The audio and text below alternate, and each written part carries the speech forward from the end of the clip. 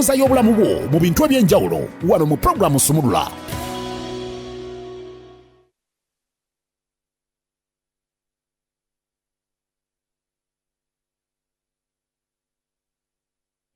Okay, kale tukomyewo n'entambuza y'ebyobulamu twongera okubuuzaako nti good morning, happy 2025 and a blessed one.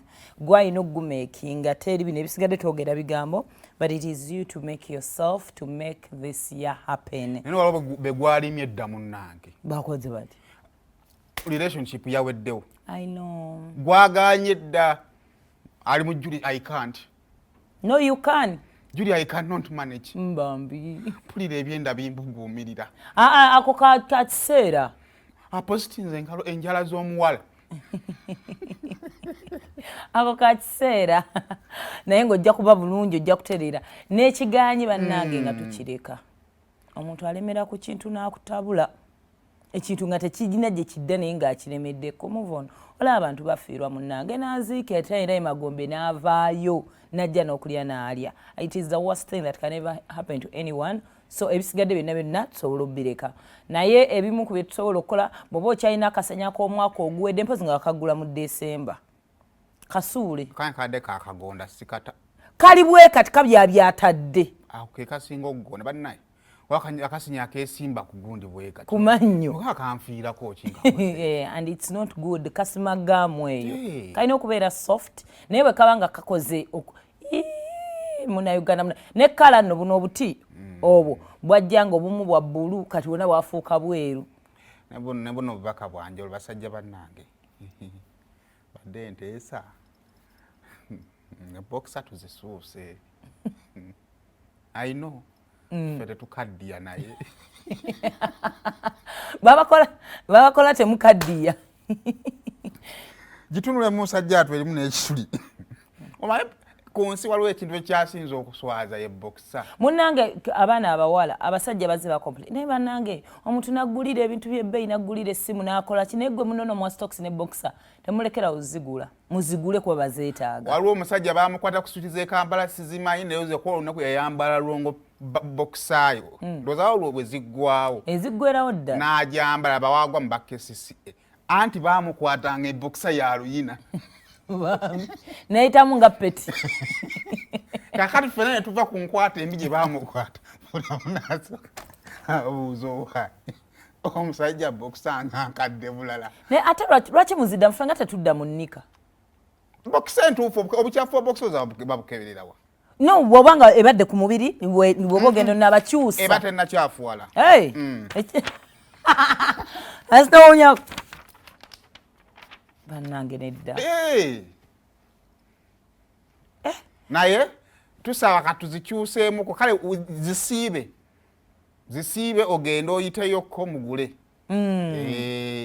Aba girlfriends like I said temuko bagulira boxers. Beyogeza naye bazeetaaga. Ogula ezifaanagana kyekibadde kitumenyamu. Temufaayo tewali buzibu. Ne stocks nazo temuko bagulira. Ekyangwe kikyusibwe. Nawe owulira tekikyakukuuta na kukuuta. Kiringa kagoye nakyo kikyusibwe. Sheva togirinda kumala kuggwako bwogi. Bwogi kosize emirundi kinene nnyo. Batazikozesa nnyo nga yagigula mwaka guwedde n'agikozesako mu gw'omukaaga ng'agera kudda. Tweterezeemukko at least January ono nga tutandika ebimu tuterezeemukko. Ole mwana olumu. Like I said, we are officially back to work. Olunaku olwaleero ennaku z'omwezi nga mukaaga. Okuleka ng'oli musomesa. Ate nga nabo ku ssomero kati bagendayo batandise okuwandiisa abaana batandise okukola ki naye omulimu gwe guba gwetaagisa okudda. Katosokoya amaloboozi omanyi teri muntu asinga amaloboozi maseneekerevu gamusomesa kyebaleko nnyabo alinga mubuulizi wange lwaki omutoyo tomutuwa mubatuwe bambi tubalabirye bulungi nnyo nolowooza nno wa bwereere balinga bagundi balinga babbanka. Abantu kati bakyasinza amaloboozi amalungi abandi baana balokole balina amaloboozi malungi ne bawulirako okubabuulizi b'enjiri abayakuwa be bali waabo baagabanga obutabo nga bakulaga ne bakusiigira eggulu nga bwe lifaanana bannaye nga baba n'amaloboozi Yesu akwagala alina ekifo ekirungi kyo n'ogamba bwe sigenda wa Yesu eno gyendi nabonaabona kati kugattako n'aba insurance yeah abaana ba insurance until when you need their service so buli omu ku mulimu gwo kati sawa yakuddayo mugende mutereze kati kigenda beera mu office bali fatigued bako not that they are really tired but obwongo tebunaba gwetebereza abantu abafuluma office enaku z'omwezi ali mmeka abiri leero 6 abantu olaba ebintu kasi obwongo bukaluba bananzi nade na users guide gyensoma nenema nebakira dda bano obwongo ebulema kati ekigenda beera mu office first of all abamu babadde you know the people who switch off me like ku weekend I usually switch off nebimu okuleka nga oba kibadde kinene kitya ku social media ntera bbira bakumani kati balina okuddayo bali ku TikTok bagala kubeera updated bwe bosanga nga commentinze ku kintu ate nga kikadde nogati kati ono musonyi mutandikirewo bambi nakulema bakulu osanga file nga ziri awo file ziri awo emails impitirivu premier yangambe waabwe ku mulimu yatekinga leave mu December kati kyaka boss babaye tebanakabuuka nemugamba leave mu December nemwe waffe tukoma mu November nemugamba weesiimye era bonna anti bonna kye bakola mu December buli omu yali ku leave kyokka ba ku radio nga kuliko omwana omu babiri email yamusanga mu leave teri kuddamu kutekinga leave mu December babosi bakabuuka late kati emails ezo zonna gye ziri nnyingi nnyo ezabwe okoma otandikira ku kino kola kino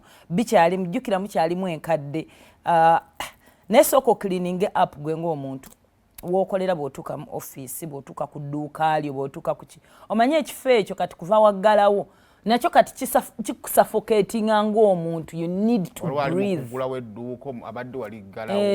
already gwe ng'omuntu obwongo bwennyini buli clogged ahene space naye beere clogged kati at least first clean up the space obreathing owulire nga kati waliwo ka fresh air agapapulapapula ate jjukira ne mu December we baggalirawo nga 2 era baali bakola kutuusa nnaku naye the moment they entered December buli kimu papula zaagweri buli kimu kyakolanga bwe kiri just baali bamalako bumazi kutuusa time yagenda so sooka olongoose awo ojja bulyanga naawe muli obwongo bulongoosebwa still okulongoosa tekukoma bweba simu byotayagala jjamu kompyuta byotayagala sooka obijjemu then otandika otunula kale entamu ewulya muliro gusooka but me I don't want to overrest myself sevuga nnyo speed kuba omaliriza jjukira oba mukoowu ng'omuntu mu bwongo kuno okukoowako twogerako abantu bava mu holiday sinabakoowu mu mimwe bibiri naye kati okujjojoyininga omwaka omupya kulinga mwana first day jazze ku ssomero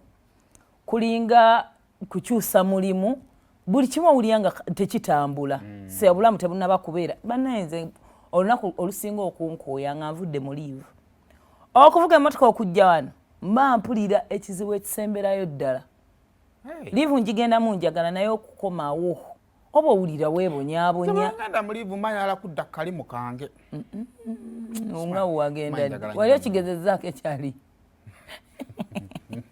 kakati weevuge kale ku speed gyosobola bwawulira nga obwongo bukutte nnyo weewamu kale ka break naye don't over because katwatandise ate break tegenda kukoma naye osobola ofulumamu eddakiika you breathe in and out n'okomawo nomanya nti otandise ebiboozi bya office ebyo nabyo tulinde lunch tulinde ku lunch mwagala buli omu okwe updatinga tubulira kati emboozi ey'obulimba eri mu office awo bannange bannaye ate kati waliwo munnamu ekituufu ye abadde bweru era buli omu akola ki akimanyi kati abawala badduga kufuka musooke mujingirire emboozi nga tunyumya nga twagenda ku vacation nasooka naatabula ebibuga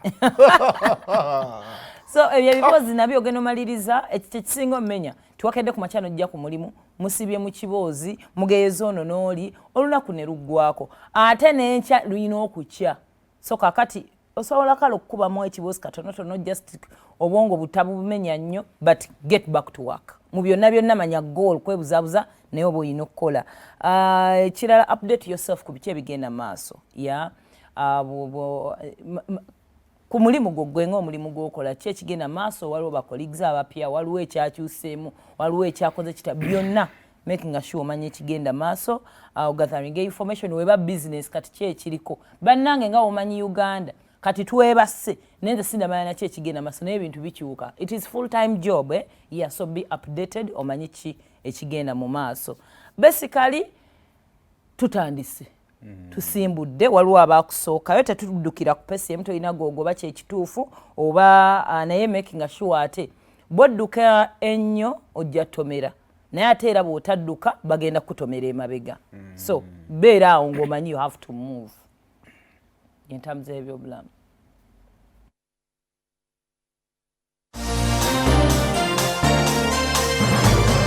kati eno y'entambuza y'obulamu bwo mu bintu eby'enjawulo wano mu pulogulaamu Sumulula.